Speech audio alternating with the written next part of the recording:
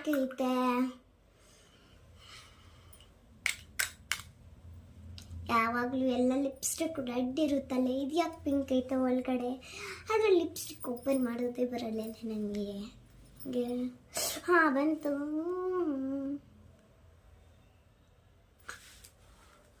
my god,